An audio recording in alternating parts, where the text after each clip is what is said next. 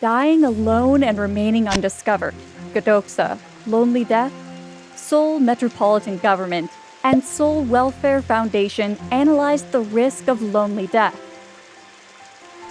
Through TV news and newspaper articles, we often come across cases of lonely death wherein senior citizens in their 60s or young people in their 20s are found dead.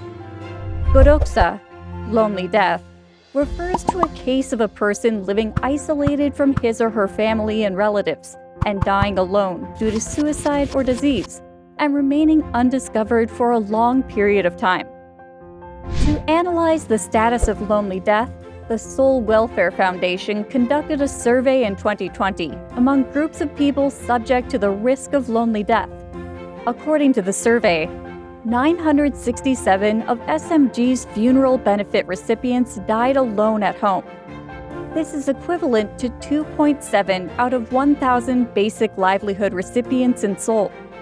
As for the risk rate of lonely death, it was high at 65.7% for men, with 643 cases of lonely death recorded. Among various housing types, most of the people in high-risk groups lived in multi-unit houses. In addition, the graph on ratios of lonely death by gender and age of high-risk groups shows high ratios for men in their 60s and women in their 80s. In fact, most of high-risk groups were experiencing various difficulties in life, especially financial and health-related difficulties, as well as those caused by isolation and rejection.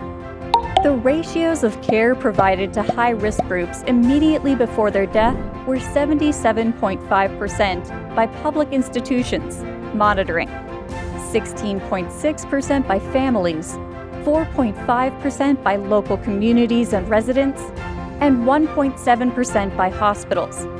Although most of the people in high-risk groups received public and private support before their death, whether or not the support has been appropriate or sufficient cannot be confirmed.